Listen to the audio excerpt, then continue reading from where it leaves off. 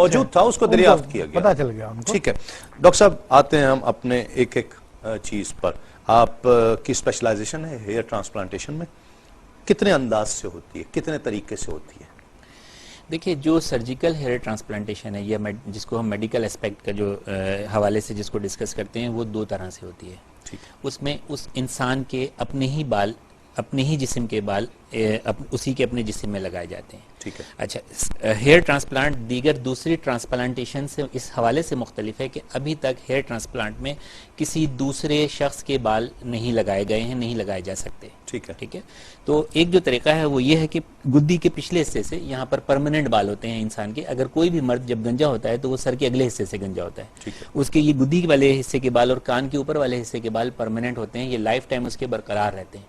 تو اس حصے سے بالوں کی ایک لیئر اسکن کے ساتھ جو ہے وہ نکال لی جاتی ہے اور اس اسکن کو کھینچ کے ایک دوسرے سے جوڑ دیا جاتا ہے، اس کی جڑ کے ساتھ بال سے بال جوڑ دیا جاتا ہے. اور پھر اس لیئرز میں سے ایک ایک بال کی روٹس کو الگ کر کے کاٹ کے بہت باریک بینی سے مائکروسکوپس کے ذریعے ایک ایک روٹس کو الگ کر لیا جاتا ہے اور پھر یہاں چھوٹے چھوٹے سوراخ بنا کے جہاں پر بالوں کی ضرورت ہوتی ہے ان روٹس کو اس جگہ پر پیوست کر دیا جاتا ہے یا پیوند کر دیا جاتا ہے، جس کو ہم بالوں کی قدرتی پیوند کاری بھی عام زبان میں کہتے ہیں. ٹھیک ہے. ایک طریقہ تو یہ ہے جس میں کٹ دیا جاتا ہے. ٹھیک ہے. دوسرا طریقہ اس میں تکلیف بھی ہوتی ہے؟ یہ لوکل انستھیزیا میں کیا جاتا ہے، سن کر کے باقاعدہ اس حصے کو جس حصے میں کام کیا جاتا ہے وہاں پہ ایک چھوٹا سا انجیکشن دے کے انستھیزیا کا اس کو سن کر دیا جاتا ہے اور ڈیورنگ پروسیجر کوئی تکلیف نہیں ہوتی. آفٹر پروسیجر اگر وہ تو سن کر دینے کی وجہ سے نہیں ہوتی نا، کیونکہ جب اسلام شریف فیصلہ آئے گا فقہی تو مفتی صاحب کو ہو سکتا ہے کہ اس میں تکلیف ہوتی ہے یا نہیں ہوتی، یہ بھی پیش نظر رکھنا ہوگا. ٹھیک ہے. وہ صرف جس وقت انجیکشن دیتے ہیں اس کو تو انجیکشن کی جو نیڈل ہوتی ہے وہ اس کو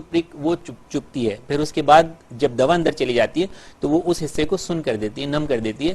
بعد میں پھر تکلیف ہوتی ہے، بعد میں اگر تکلیف ہوتی ہے تو اس کے لیے اینالجیسکس میڈیسنز ہوتی ہیں، درد دور کرنے والی ادویات جو ہیں تو وہ اس کو دی جاتی ہیں. ٹھیک ہے. تو ایک تو طریقہ یہ ہو گیا. دوسرا طریقہ یہ ہوتا ہے کہ سر کے اس حصے سے جہاں پر پکے بال ہوتے ہیں اس حصے کو مونڈ کے، بال کاٹ کے، کتر کے، بغیر کاٹے ایک خاص انسٹرومنٹ ہوتا ہے جو پین کی شکل میں ہوتا ہے اور ایک باریک سی اس کے اندر بورنگ والی نیڈل ہوتی ہے.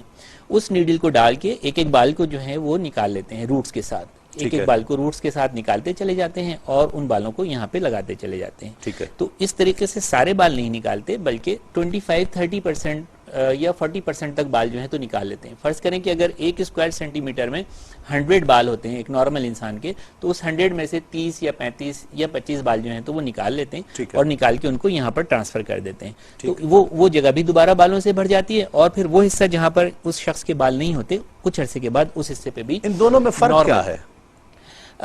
یہ جو کاٹنے والا ہے یہ ایک سرجیکل، دونوں سرجیکل ہی ہیں، ہے تو میڈیکل دونوں پروسیجر، لیکن اس میں ایک چھوٹی ایک سرجری انوالو ہے، ایک کٹ انوالو ہے. اس میں نہیں ہے، اس میں کٹ انوالو نہیں ہے. زیادہ رائج کون سا طریقہ ہے؟ نہیں، کٹنگ والا طریقہ زیادہ رائج ہے کیونکہ وہ بہت فاسٹ ہوتا ہے اور ایک ہی سیشن میں اس میں بہت سارے بال جو ہیں تو وہ لگائے جا سکتے ہیں. 4 سے 5 گھنٹوں میں یہ پروسیجر مکمل ہو جاتا ہے. اور یہ جو ایک ایک بال نکالنے والا طریقہ ہے یہ کافی لیٹسٹ ہے، بہت زیادہ لیٹسٹ ہے، لیکن تھوڑا سا اس کا ٹائم اسپین زیادہ ہے اور نسبتاً اس پرانے میتھڈ کے یہ تو ڈبل کاسٹلی ہے. افیکٹو بھی زیادہ ہے. نہیں، کاسٹ اس کی زیادہ. افیکٹو دونوں ایز اٹ از ہیں، دونوں میں لگانے کا طریقہ جو ہے وہ سیم ہے. ٹھیک ہے.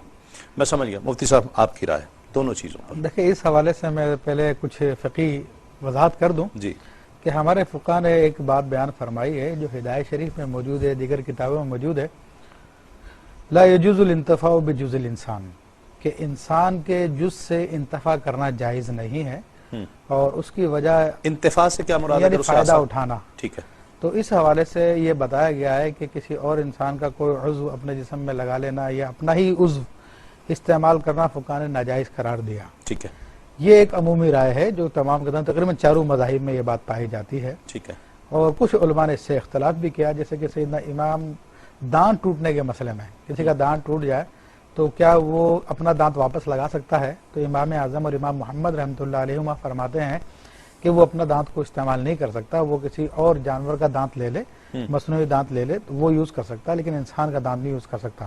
لیکن امام ابو یوسف رحمۃ اللہ تعالی علیہ فرماتے ہیں کہ وہ اپنے دانت کو بھی یوز کر سکتا ہے.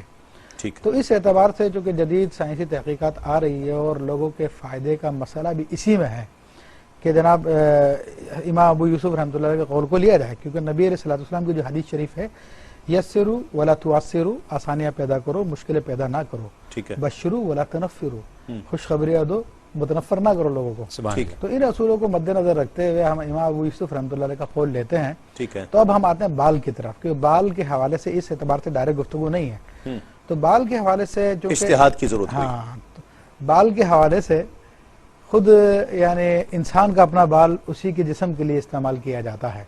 तो अगर इसको हम कयास करते हैं इसी दांत वाले मसले पर, तो इमाम अबू यूसुफ रहमतुल्लाह अलैह के मसले पर तो जवाब वाज़ेह है कि जायज़ है ऐसा करना। ठीक। लेकिन दांत की वजह से ये जवाज हो गया। जी जी। अब इसके ऊपर हम अहादीस में गौर करते हैं तो इसमें देखें दो रिवायतें मेरी नज़र में आती हैं। वैसे नबी अलैहिस्सलाम के मौज़ूज़ात में तो और भी कई हैं।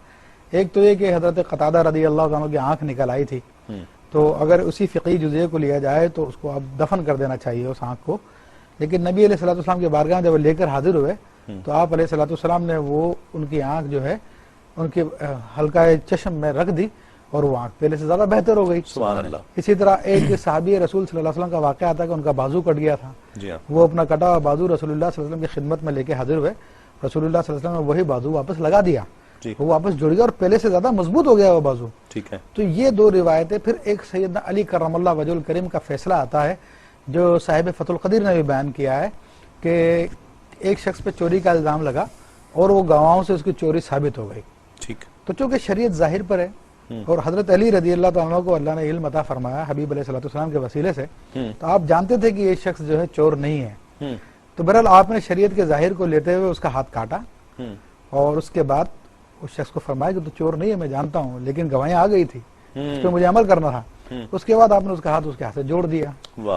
तो उसी के जुज को उसके लिए इस्तेमाल कर लिया। ठीक। तो ये रिवायतें हमें इस बात की तरफ दलालत करती है ट्रांसप्लांटेशन के जो तरीके जो डॉक्टर साहब ने बताए हैं, ठीक है, तो ये शरीयत एतबार से जायज है। अपने ही बाल को यूज करें जबकि दूसरे को वो दोनों तरीके से। जी जी। ठीक।